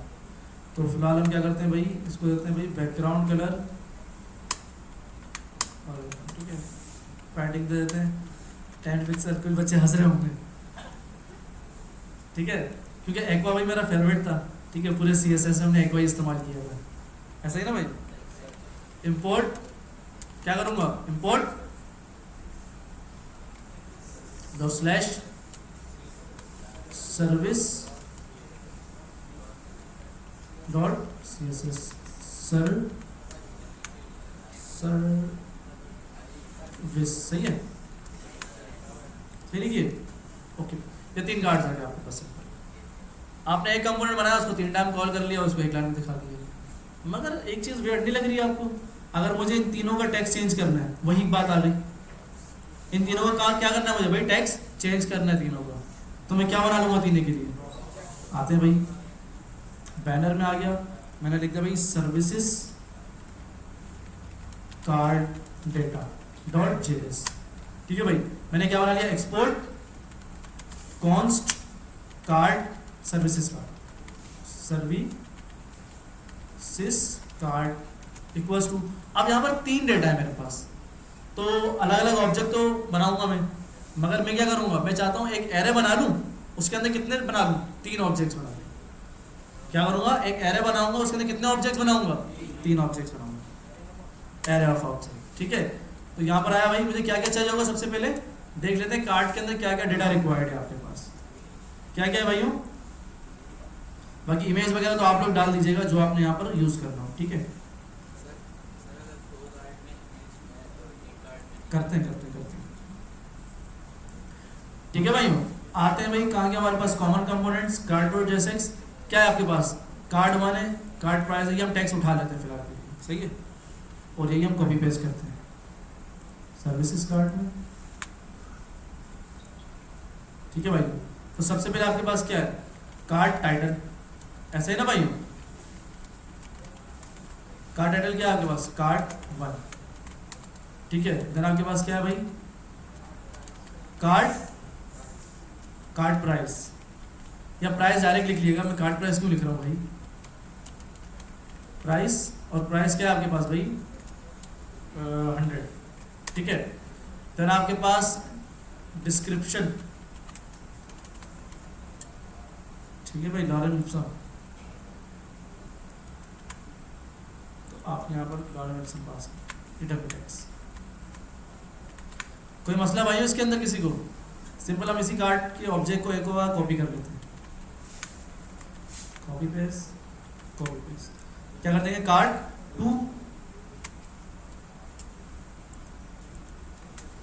2 कर दिया, और इसके अंदर क्या कर दिया भाई 1000 कर देते हैं, और इसके अंदर क्या कर देते हैं 36 करोड़, ठीक है, ठीक है। ये कार्ड 1, कार्ड 2 और कार्ड 3 आएगा आपके पास। अब हमें डेटा को डायनामिक करना है, तो मुझे बताएं क्या करूँगा।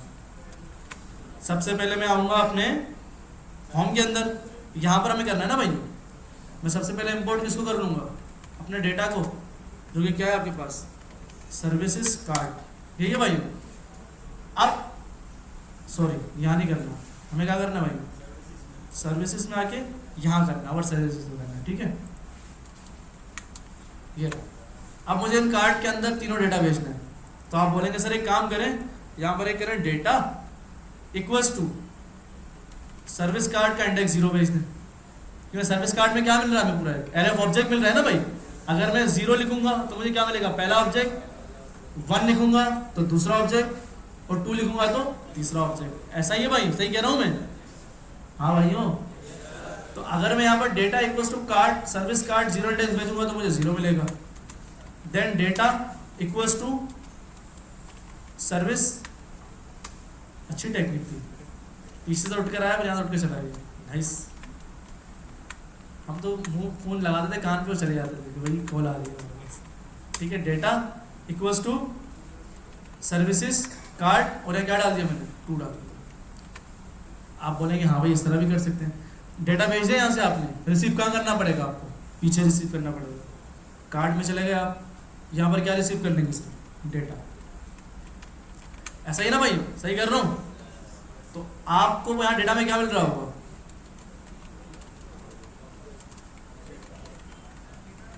एक चीज नोट कीजिएगा, आपका पेरेंट कंपोनेंट के अंदर कार्ड कितनी बार कॉल हो रहा है, हाँ भाइयों, तो यहाँ रिसीव कितनी बार होगा, 3 बार होगा, तो तीनों बार अलग अलग डेटा होगा, ऑब्जेक्ट 1, ऑब्जेक्ट 2, ऑब्जेक्ट 3, ऐसा ही भाइयों। चेक करते हैं, अनडिफाइंड क्यों भाइयों, क्या मसला है,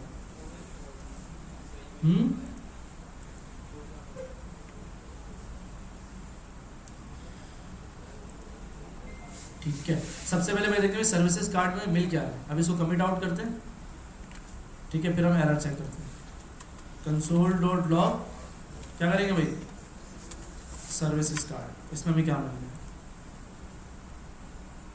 कहाँ गया आ रही है, चेक करते हैं। कह रहा है भाई सर्विसेज कार्ड कहाँ पर है भाई,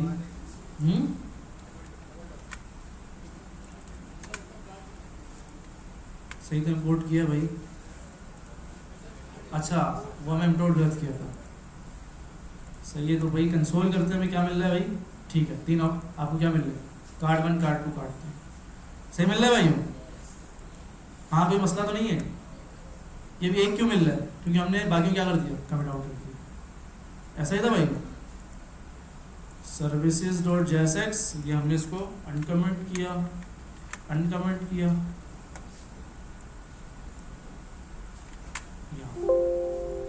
अब क्या मिलेगा मुझे यहाँ पर, हाँ भाई, ठीक है, ये पहला ऑब्जेक्ट पीछे से रिसीव हो रहा है, ये आपके कार्ड डेटा से, ये दूसरा और ये आपका तीसरा, समझ आ रहा है भाइयों। अब क्या करेंगे, आपको की क्या क्या मिल रही है, कार्ड टाइटल, प्राइस और डिस्क्रिप्शन, रिसीव कहाँ करेंगे भाइयों, कार्ड के अंदर रिसीव करेंगे, ऐसा ही ना भाइयों। तो अब इसको डायनामिक करना है, क्या करेंगे, डेटा डॉट कार्ड टाइटल, ऐसा ही है भाइयों, सही कर रहा हूं मैं। देन आपके पास क्या है, प्राइस है, देखो ओवरफ्लो उसके हो रहा होगा जिसने ऑब्जेक्ट, फंक्शंस, आर्ग्यूमेंट्स और पैरामीटर सही नहीं पढ़ा होगा, ठीक है, जिसने पढ़ा होगा उसको मजा आ रहा होगा, जवाब भी दे रहा होगा, सही है भाई, हाँ मुझे पता है अहमद, तुम्हारे ओवरफ्लो हो रहा है, तुम्हारी मेमोरी छोटी है ना इसीलिए, सही है भाई, तो भाई छोटे हो रहा हो, तो यहाँ पर क्या लिख देंगे भाई, डेटा डॉट डिस्क्रिप्शन, बस छोटा सा होने वाला है, बता दे, मेरी वीडियो देखिएगा, उसके अंदर प्रॉप टाइप से पास कर रहा है किस तरह, और वो आप देख लीजिएगा, ठीक है, ये वार्निंग्स खत्म हो जाएगी। चले भाई, डेटा आपका अपडेट हो गया, मुबारक हो, मगर यार ये तरीका तो सही नहीं है, अगर आपके 1000 कार्ड होंगे तो क्या 1000 बार कार्ड को कॉल करवाएंगे, card services index 1000, card services 1000 किस तरह करेंगे, बिल्कुल नहीं करेंगे। आप सिंपल क्या चलाएंगे भाइयों, लूप चलाएंगे, और लूप किसके ऊपर चलाएंगे, आपकी एरे ऑफ ऑब्जेक्ट के ऊपर चलाएंगे, सिंपल। क्या करेंगे भाइयों, आप आते हैं अपने सर्विसेज डॉट जेएसएक्स के अंदर, आपने कर दिया इसको कमिट आउट, क्या कर दिया भाइयों, कमिट आउट। अब आप अपने करली ब्रेसेस के अंदर जावास्क्रिप्ट आराम से लिख सकते हैं। आपने क्या किया, आपके सर्विस कार्ड के अंदर इस वक्त क्या मिल रहा है आपको, पहले चेक कर लेते हैं, नोट कीजिएगा, ये आपके सर्विसेज कार्ड है, इसको फिर हम कमिट आउट कर रहे हैं, यहाँ पर देखते हैं इसमें क्या मिल रहा है। अच्छा, कभी भी कंसोल करें या कोई वेरिएबल का डेटा आप कंसोल करवा रहे हो तो इस तरह आपने लाजमी लिख लेना टेक्स्ट, ताकि आपको पता चले कि भाई डेटा किस चीज़ का है, क्या है, बहुत महंगा कीबोर्ड है, मुझसे नहीं चलता, सही है भाई, इस तरह ये किसी बंगाली ने लिख दिया सर्वस, ठीक है। तो आपके पास कंसोल में आते हैं तो भाई सर्विसेज में आपको क्या मिल रही है, एक एरे मिल रही है, उसके अंदर क्या मिल रहा है, 3 ऑब्जेक्ट्स मिल रही है। तो हमें पता है कि आपके पास मैप, फिल्टर, रिड्यूस किसके ऊपर चलते हैं, एरे के ऊपर चलते हैं, ऐसा ही ना भाई, ऑब्जेक्ट के ऊपर नहीं चलते, याद रखिएगा। तो हम क्या चलाएंगे, सिंपल इसके ऊपर मैप चलाएंगे, तो इसको हम कर देते हैं भाई कमिट आउट। हम यहाँ पर कर्ली ब्रैकेट्स के अंदर जावास्क्रिप्ट लिख सकते हैं, ठीक है, कंसोल भी करवा सकते हैं, कंसोल डॉट लॉग, और यहाँ पर आप मैप, फॉर लूप वगैरह लिख सकते हैं। तो हमें लूप इसके ऊपर चलाना है, सर्विस कार्ड जो कि आपका क्या है, एरे है, सर्विस कार्ड डॉट मैप, ठीक है। देन आपका कॉल बैक और आपका इस तरह आपने एरो फंक्शन बना दिया। बिल्कुल बिल्कुल, तो हमने पढ़ा तो है मैप। हाँ, फॉर ईच भी चला सकते हैं। मैप इसलिए चलाते हैं क्योंकि हमें रिटर्न के अंदर एक डेटा शो करवाना है, तो ये हम एक एरर रिटर्न करते हैं, ठीक है। एरर रिटर्न करते हैं तो इसीलिए हमने इसको मैप चलाया, ठीक है। आइटम आ गया और आइटम के बाद क्या आएगा आपका इंडेक्स। हमें पता है कि for each, map, filter, reduce को क्या क्या देता है, पहले आपको वैल्यू देगा, दूसरा इंडेक्स देगा और तीसरा आपके पास वो पूरा आपके एरर रिटर्न करेगा। तो आइटम के अंदर क्या आ रहा होगा, डेटा आ रहा होगा आपके पास, ऐसा ही ना भाई। तो अगर मैं कंसोल करता हूँ, कंसोल डॉट लॉग किसको, आइटम को कंसोल करता हूँ, तो मुझे क्या मिलेगा, कोई बताएगा? हाँ भाई, लास्ट वाले, सबसे लास्ट, वो पीछे जी, आप कैप वाले, टोपी वाले, हाँ। मुझे ये बता, मैंने सर्विस कार्ड जो कि एरे ऑफ ऑब्जेक्ट था उसके ऊपर मैप चलाया है और मैंने कंसोल किया आइटम को, तो मुझे यहाँ पर क्या मिल रहा होगा? क्यों भाई, किधर दिमाग है आपका? जो अंदर का डेटा होगा वो मिलेगा। अंदर का डेटा क्या है, ऑब्जेक्ट्स है, ठीक है। एरे के ऊपर क्या चल रहा है, मैप चल रहा है, तो अंदर क्या मिलेंगे आपको, ऑब्जेक्ट्स का डेटा मिलेगा। तो आप देखें क्या मिल रहा है आपको, रिफ्रेश करते हैं भाई, क्या मिल रहा है, कार्ड 1, कार्ड 2, कार्ड 3, सिंपल यार, क्या है इसके अंदर रॉकेट साइंस। तो जब हमें ये मिल रहा है, तो जब कभी भी आप मैप यूज करेंगे तो वहां आप इस्तेमाल करेंगे रिटर्न। क्या करेंगे भाइयों, तो रिटर्न के अंदर आप क्या लिख सकते हैं, HTML लिख सकते हैं, सही है भाई। तो सिंगल ही आपका कार्ड था, इसको आपने क्या करना है, यहाँ से कॉपी करना है और आपने इस रिटर्न के अंदर पास करना है, ठीक है। अब क्या हुआ, जितने आपका डेटा होगा सर्विसेज कार्ड के अंदर, जितने ऑब्जेक्ट्स होंगे उतनी बार ये कार्ड वाला कंपोनेंट क्या होगा, रेंडर होगा। ऐसा ही है ना भाइयों, अगर 3 होंगे डेटा तो कार्ड कितनी बार कॉल होगा, 3 बार कॉल होगा। चेक, एग्जैक्टली, बस ऑब्जेक्ट के अंदर यहाँ पर आप डेटा बढ़ा दें, कार्ड खुद ब खुद लूप चल जाएगा आपका, सही है भाइयों। अब इंपोर्ट ऑलरेडी हुआ है, ठीक है। अब आपको एरर क्या आ रहा है, कह रहा है कि भाई की प्रॉप पास कर दो। ऑब्वियसली बात है, आपके 3 डेटा है और आपके कार्ड्स क्या बनेंगे, 3 बनेंगे, तो हर कार्ड क्या होगा, एक यूनिक होगा। तो यूनिक करने के लिए आप पास करवाते हैं किसी भी कंपोनेंट के अंदर की प्रॉप। क्या पास करवाते हैं भाइयों, जो कि आपको किसी भी लूप से मिलता है, चाहे वो क्या हो, फिल्टर हो, चाहे मैप हो, चाहे वो रिड्यूस हो। तो सिंपल आपने उस कंपोनेंट के अंदर क्या लिख देना है, की, और उसके अंदर क्या पास कर देंगे, इंडेक्स, सिंपल। ये आपका कंप्लीट। तो क्या होगा, पहली बार लूप चला, कार्ड क्या हो गया, इंडेक्स 1 असाइन हुआ, पहली बार क्या हुआ, 0 हुआ, दूसरी बार 1, तीसरी बार 2 हुआ। तो अब ये सोचें कि डेटा में किस तरह पास करना है। अब बताएं क्या पास करूंगा डेटा के अंदर में, आइटम, जबरदस्त। क्या पास कर दूंगा भाइयों में, आइटम पास कर, सिंपल, बच्चों वाला काम है, सही है। जब आइटम यहाँ से चला गया तो डेटा तो ऑलरेडी हमें रिसीव हो रहा है, ऐसा ही है ना भाइयों, ये तो हमें ऑलरेडी डेटा रिसीव हो रहा है। अब आइटम की तरह यहाँ पर डेटा रिसीव होगा और की तो हमें वही सेम ही है, प्राइस है, डिस्क्रिप्शन है, सारी कीज वही है। समझ आ रहा है, पहले डेटा हम क्या पास कर रहे थे, डायरेक्ट एरे ऑफ ऑब्जेक्ट से 0 इंडेक्स 1 इंडेक्स पास कर रहे थे। अब लूप चला के क्या पास कर रहे हैं, आइटम पास कर रहे हैं, सिंपल।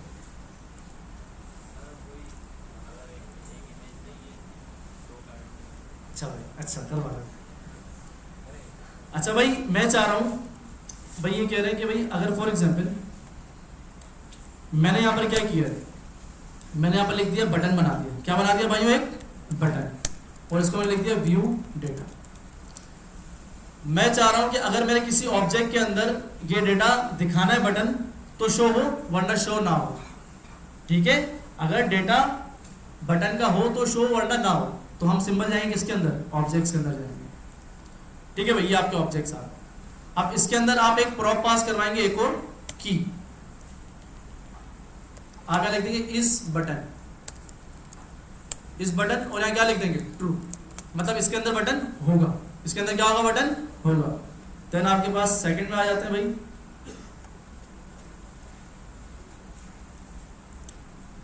ठीक है। तो भाई आ जाओ,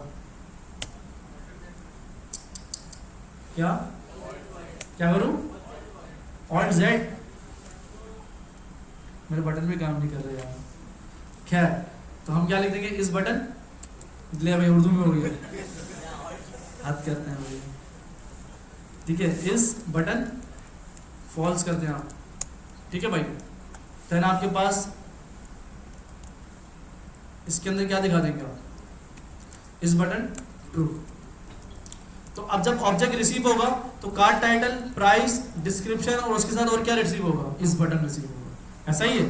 तो हम कहाँ इसको शो करवाएंगे भाई, सिंपल, हम आएंगे सर्विसेज के अंदर और इस कार्ड के अंदर। अब इस बटन के ऊपर आप कंडीशन लगाएंगे, आप लिखेंगे कि भाई अगर डेटा डॉट इस बटन हो, यही था ना, तो ही आप एंड ऑपरेटर लगा के इस बटन को इसके अंदर पास करवाए, ठीक है, इस तरह। अगर डेटा डॉट इस बटन हो तो ये आपके पास बटन शो हो, वरना क्या हो, नल, कुछ भी नहीं, सही है। तो इस बटन में जब ट्रू मिलेगा तो ही ये बटन शो होगा, ठीक है भाई। चेक करते हैं भाई, ये देखिए फर्स्ट में शो हो रहा है, सेकंड में शो नहीं हो रहा, थर्ड में हो रहा है आपके पास। क्यों? क्योंकि फर्स्ट में उसको इस बटन क्या मिला, ट्रू मिला, तो उसे बटन शो करवा दिया। सेकंड में उसको बटन फॉल्स मिला तो उसे नल शो करवाया। नल का मतलब कोई भी डेटा नहीं है। ये रेंडरिंग मैंने अपनी जो लास्ट वीडियो उसके अंदर समझाया टेलमेंट से पहले कि किस तरह हम उसके अंदर कंडीशन लगा सकते हैं, तो वो देखिएगा, ये देखिएगा, और आपका ये वाला जो है ना, देख रहे हैं आप, ये असाइनमेंट है, देख कार्ड डेटा भी आपके पास सिंपली डिस्प्ले हो रहा है, सही है भाई, सिंपल। फुटर भी आप एक बना लेंगे, सिंपल सिंपल, ये HTML CSS और कुछ भी नहीं है, सही है भाई, सही है भाई, ओके, अल्लाह हाफिज़।